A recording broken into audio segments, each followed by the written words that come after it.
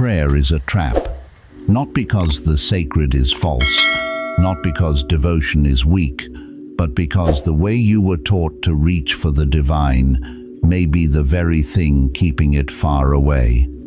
Most people never fail in prayer because they are faithless. They fail because they were never shown what prayer was doing to consciousness in the first place. But before you reject that idea, you need to understand the mechanism hidden beneath centuries of sacred language, because the trap was never in the words alone. It was in the structure of reaching itself. And before you decide whether this is blasphemy or liberation, you need to ask a more uncomfortable question. If prayer has comforted millions, why has it so often failed to transform them? Think carefully. How many times have you prayed with your whole heart and still felt the same fear the next morning? How many nights did you ask for help, ask for clarity, ask for relief, only to wake up carrying the same weight in your chest? How many times did you wonder if the silence meant you were being tested, ignored, or found unworthy? That pain was real, but the interpretation was wrong. The trap was never your lack of sincerity. It was the hidden loop beneath the act itself. Because what if the act of asking is what keeps the distance alive? What if the very posture that feels humble on the surface is quietly organizing your identity around absence? Because asking does something most people never notice. It does not only express desire, it organizes breath, attention, expectation, and inner posture around distance. And once you understand what asking does to the inner structure of a human being, years of unanswered prayer begin to make devastating sense. Look at what happens when a person prays from desperation. One part of them reaches outward in hope. One part braces for disappointment.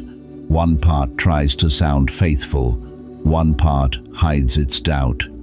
One part is begging for rescue while another part is already rehearsing loss.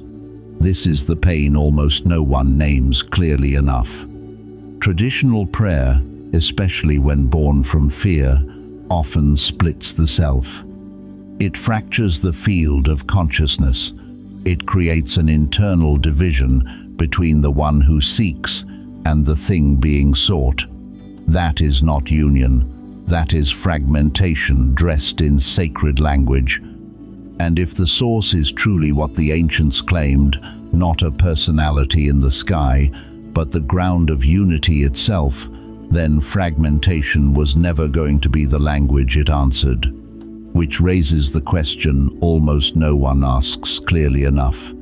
If fragmentation cannot meet the sacred, then what can? But here is the deeper problem. Most people were taught to imagine the divine as a listener, weighing requests, measuring worthiness, deciding which plea to honor and which to leave unanswered. Sophia saw something far more unsettling. Source was never a judge of pleas. It was a field of unity, not a being among other beings, not a distant authority managing outcomes from above. The source, if it is truly what the ancients meant, is the underlying field from which thought, matter, perception, and meaning arise. The undivided ground beneath all multiplicity, the silent foundation beneath all appearance. And once source is understood that way, desperate petition begins to look less like connection and more like misalignment. Everything changes once you stop imagining source as an authority to persuade and begin seeing it as unity itself.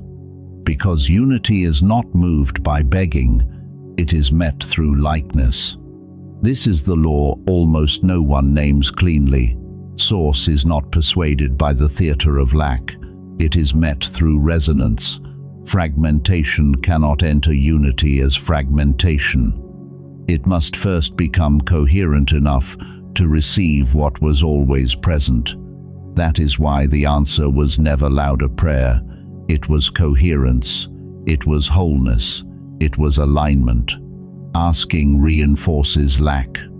Calling restores coherence.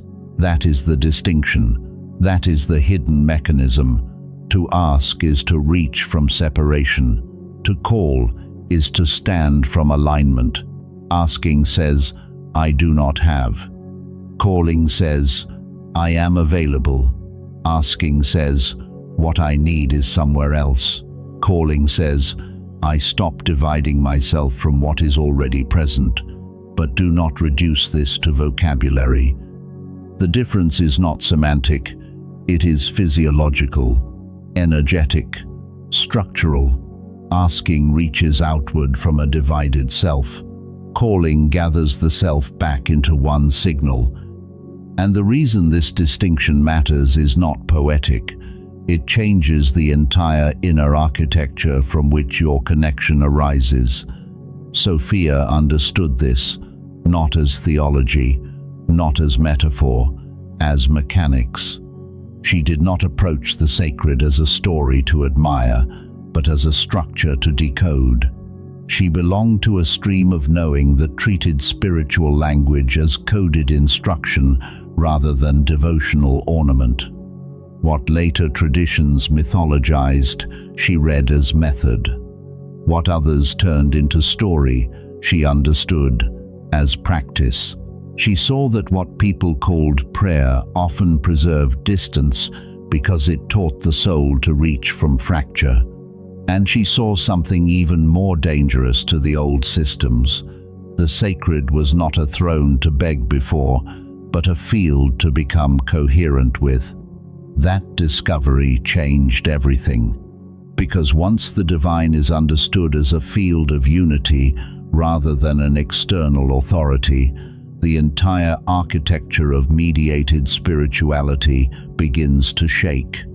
And this is why her insight was difficult to preserve in ordinary religious language. It was too direct, too practical, too dangerous to any structure built on mediation. Because a human being trained to ask can be managed. A human being trained to align becomes harder to rule. And this is where the buried history begins to matter. The old structures did not only preserve rituals, they preserved postures of dependence. Systems survive when people keep asking instead of embodying. Power structures do not always need cruelty to maintain themselves. Often, they only need repetition. Repetition of hierarchy, repetition of helplessness, repetition of the subtle story that access must come through someone else. And if calling is this direct, this simple, this difficult to monetize and impossible to fully mediate, then the next question becomes unavoidable. Why was petition preserved so clearly, while coherence was left buried beneath symbol, ritual, and fragments of forgotten teaching? The old texts used different language for this. They spoke of forces that thrive on division, repetition, distraction, and fear. Whether you read those as archonic patterns, psychic interference, or the architecture of conditioned consciousness, the principle is the same. What is divided is easier to govern. Fragmentation has always been useful to the powers that shape human dependence. A scattered soul doubts itself. A coherent soul becomes difficult to manipulate. And this is not merely spiritual poetry. It shows up in ordinary life with brutal clarity. A person prays for financial relief, yet every day they live inside the identity of lack. They check their account with dread. They make decisions from fear. They shrink around opportunity. Another prays for clarity, but their mind remains crowded with anxiety, overanalysis, and the endless hunger for signs. Another asks for love, but keeps the body armored, the breath tight, the heart half closed, preparing for disappointment before intimacy even has a chance to arrive. Another hopes for a miracle while the nervous system remains locked in fight or flight, waiting for rescue but never leaving the state of emergency. And this is why so many sincere people mistake repetition for connection.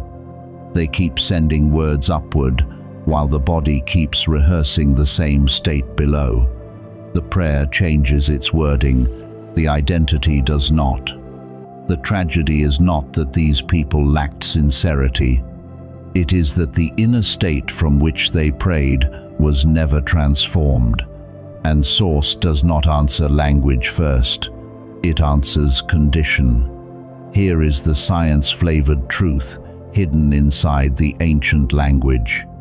What sacred texts described in mystical symbols, modern language might call state regulation, signal coherence, or unified attention. The names changed, the mechanics did not.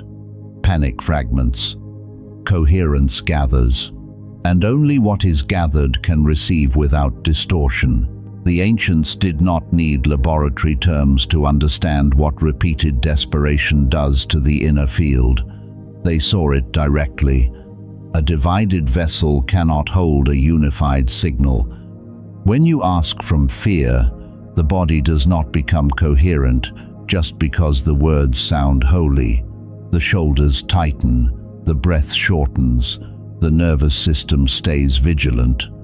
Attention scatters between hope and dread, faith and suspicion, desire and self-protection. That is a fragmented signal. That is scattered awareness. That is power leaking in multiple directions at once. But when the body settles, when breath deepens, when attention stops hunting and gathers inward, something entirely different appears. A stable inner signal, a coherent state, not passivity, not numbness, not fantasy, presence, regulation, unified attention, inner order. And this was the hidden law beneath the old language. The Source is not moved by pleading. It is revealed through resonance. That is why asking keeps the wound open. Calling closes the distance. To ask is to confess separation again and again until the identity adapts around it. To call is to end the confession. To call is not to demand, not to perform certainty, not to pretend pain does not exist. Calling is what happens when a divided self stops reaching outward long enough to become one vessel again. And this is where most people stop too early. They hear "stop asking" and assume the answer is silence. It is not. The answer is calling. But calling is not what the modern mind assumes. It is not empty detachment. It is not cold self-sufficiency. It is not speaking a better script. Calling is inner availability. Calling is coherent presence. Calling is the shift from request to recognition. You do not call by begging Source to come closer. You call by removing the inner contradiction that made it seem far away. The Source does not need to be persuaded. It needs to be met. And to meet it is not to travel elsewhere, but to undergo the inner alchemy by which scattered awareness becomes one vessel again. That is why stillness mattered. That is why breath mattered. That is why the old practitioners guarded alignment more fiercely than belief. They understood that belief without coherence is noise. Emotion without wholeness is static. Words without inner order are only echoes. Calling begins when the reactive body softens, when the breath settles enough to stop serving fear, when attention returns from its exile in imagined futures and remembered wounds. When the self stops performing helplessness in the name of devotion, then something subtle but decisive changes. The inner signal becomes clean.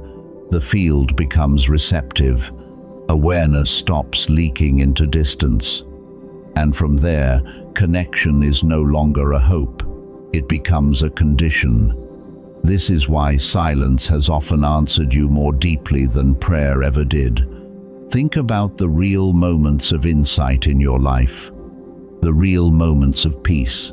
The real moments when clarity appeared without force. They did not usually arrive in the instant of emotional bargaining. They arrived when something in you became quiet enough to receive. In the shower, on a walk, in stillness after exhaustion, in the gap after surrender, but before the mind rushed back in. That was not random. That was coherence. That was what Sophia understood. The source was never absent. The transmission never stopped. But only clarity could receive it without distortion. And if calling works this way, why was it buried? Because direct alignment is difficult to control. Petition can be organized, ritual can be managed, dependency can be inherited. But coherence is intimate, direct, internal. It does not need permission to begin. That is why so many systems taught people to seek signs instead of stabilizing their own signal, to wait for external confirmation instead of trusting inner knowing, to ask for answers instead of becoming clear enough to hear. The person who keeps asking remains in hierarchy. The person who learns to call begins to stand in spiritual sovereignty, not rebellion for its own sake, not ego, but the end of outsourced connection. And this matters because none of it is real if it remains a beautiful idea. The true test comes in the ordinary moments, when fear spikes, when money tightens, when a message wounds your pride, when your future feels uncertain, when the old reflex to ask, beg, freeze, collapse, or wait for permission returns. That is where calling must become living coherence. The next trigger is the temple. The next contraction is the threshold. The next moment you feel the impulse to plead with life is the moment the deeper teaching becomes real. Will you rehearse separation again? Or will you gather yourself back into one signal? Will you let the breath settle? Will you stop reaching outward long enough to become inwardly available? Will you remain in the identity of someone waiting to be chosen? Or will you stand in the quiet authority of one who no longer begs for access to what was never withheld? This choice does not begin in some distant mystical future. It begins in the body, in the breath, in the ordinary moment where your nervous system wants to scatter and your attention wants to leave itself. That is where calling becomes real. That is where the old loop breaks. Not ask, wait, doubt, ask again, but gather, settle, align, receive. That is the shift. That is the return. That is the hidden doorway buried beneath centuries of sacred misunderstanding. Prayer may comfort, but comfort is not transformation. Asking may soothe, but soothing is not coherence. The trap was never your lack of faith. It was the way you were taught to reach. The source was never withholding. The silence was never punishment. The distance was never proof that you were forgotten. The real separation was being rehearsed inside you. And now you stand at the threshold most people never reach consciously. You can continue the old cycle of asking, waiting, doubting, depending, and calling that devotion. Or you can step into the deeper current, calling, coherence, spiritual authority. The kind that does not wait to be chosen. The kind that does not beg for access to what was never withheld.